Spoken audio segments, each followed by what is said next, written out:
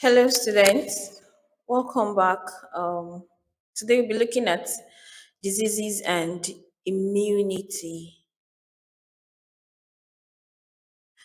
What is disease? Disease is the state of the body when it cannot cope with changes by the normal homeostasis of the body's internal environment. That is, it cannot cope with changes in the internal body environment.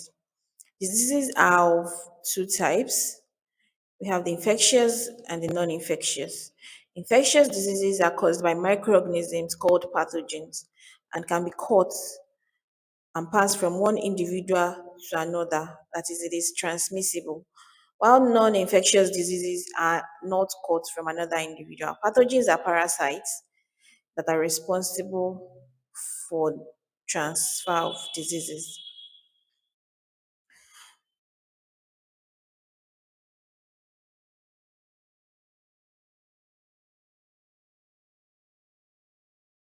Disease,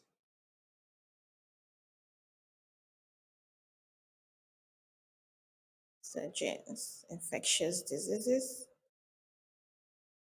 yeah, pathogens. Infectious diseases are caused by organisms called pathogens, which may spread in a number of ways. Diseases can spread by infected water, e.g., cholera bacteria in infected water. Diseases can spread by direct contact, e.g., athlete's foot. Disease can spread by animal vectors, e.g., plasmodium, a protozoist that causes malaria, and it lives in the Anopheles mosquito vector. Which disease is caused by pathogen? Of these four diseases, which one can we say is caused by pathogen? That would be cholera. We have an image showing the Anopheles mosquito here trying to suck human blood and thereby transferring the plasmodium pathogen in the process into the body. Ways through which infectious disease is spread. Infectious disease can also be spread by droplets in the air. For example, we have the influenza virus, the SARS-CoV coronavirus, and then we have contaminated food can also spread infectious diseases if it is contaminated with salmonella bacteria or pork tapeworm. Disease can also be spread via body fluids, for example, the hepatitis B virus or the HIV virus. Some diseases are transmitted in water, in food and water. So, what are four ways by which infectious disease can be transmitted via body fluids, direct contact, animal vector, air droplets? All these four are correct. The cholera bacterium produces a toxin that causes secretion of chloride ions into the small intestine. This causes osmotic movement of water into the gut, causing diarrhea, dehydration, and loss of ions from the body, from the blood. Which of these is least likely to cause food poisoning? I'll go with roast meat because it has undergone some form of heat.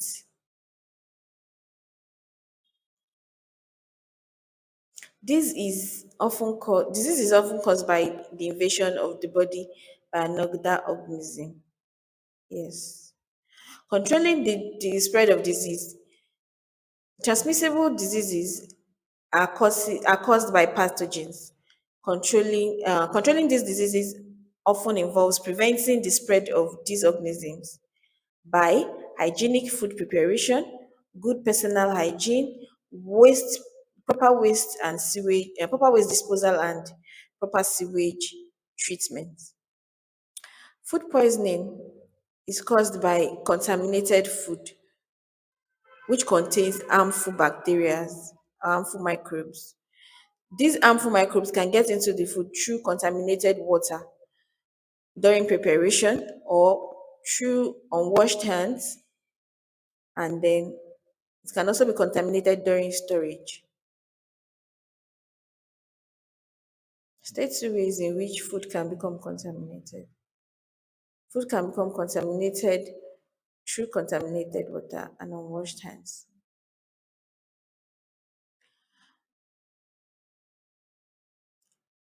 High risk foods. There are some foods that are regarded as high risk foods when it comes to contamination, and these are undercooked meat or poultry, cooked rice, shellfish, dishes made with raw eggs. So, characteristic symptoms of food poisoning are abdominal pain, diarrhea, vomiting. Clean water supply is by communities. Communities are responsible for providing safe and drinking water. Vomiting and diarrhea are symptoms of poisoning. I say, what causes this condition of vomiting and diarrhea? It is usually caused by a release of toxins which irritates the lining of the gut.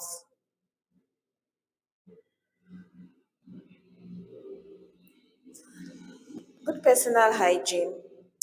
Remember, we are looking at how to control diseases.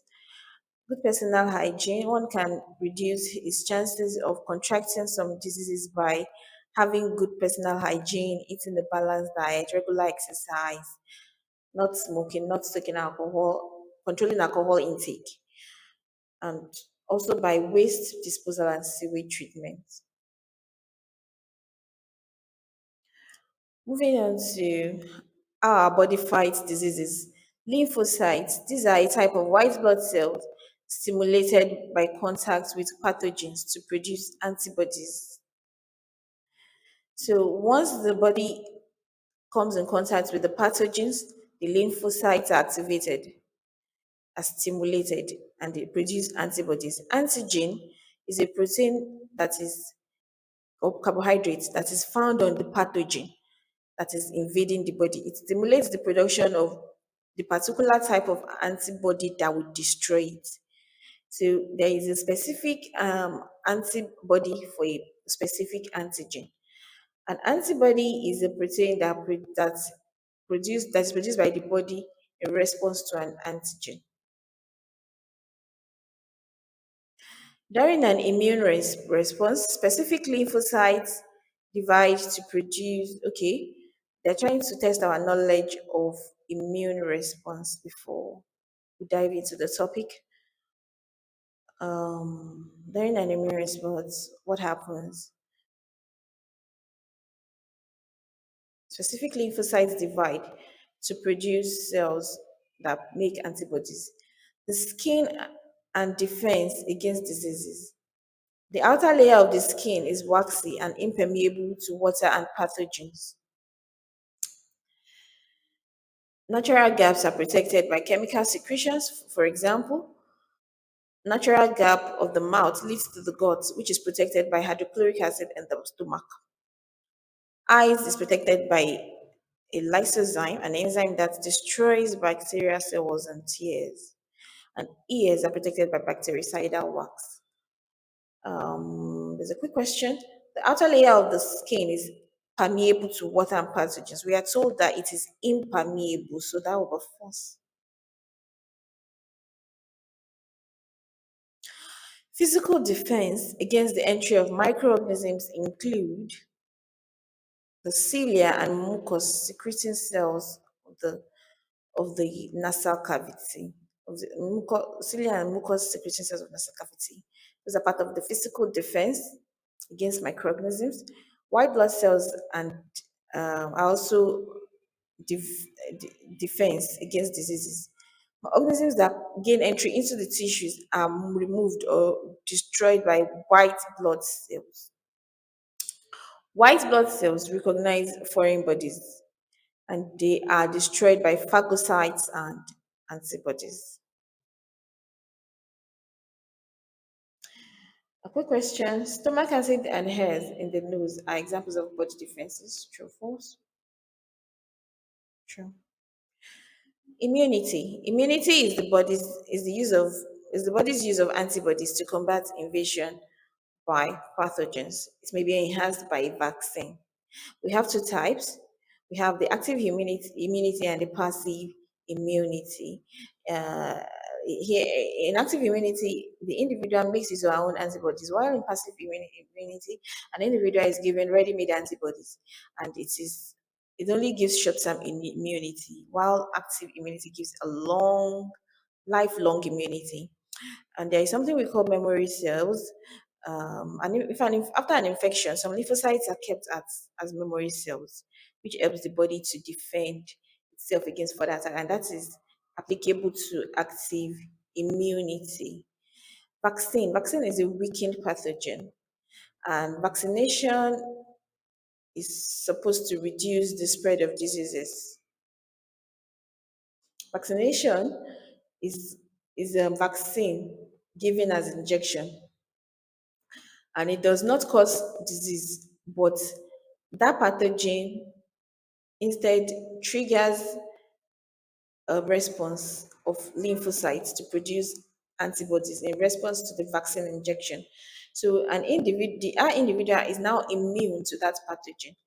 And in mothers antibodies cross the placenta and are also present in milk, which is transferred to the newborn child. So the newborn child is temporarily immune to pathogens for which the mother produces the antibodies.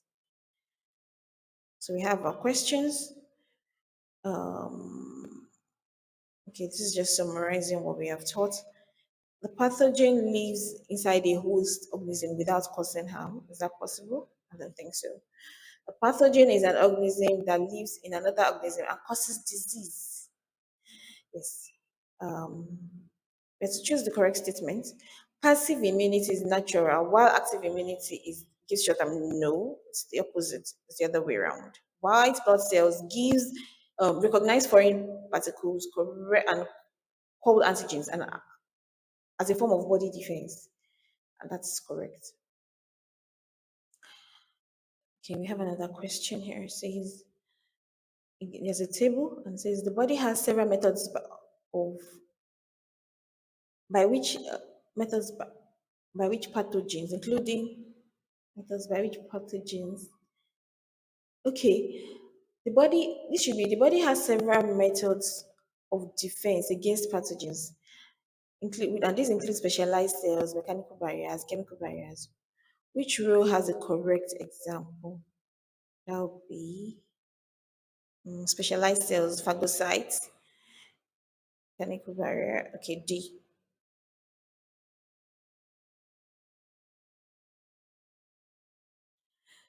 What is the name of the cell X? And what is the function? According to this image, X looks like a phagocyte, and a phagocyte engulfs pathogens. Let's check.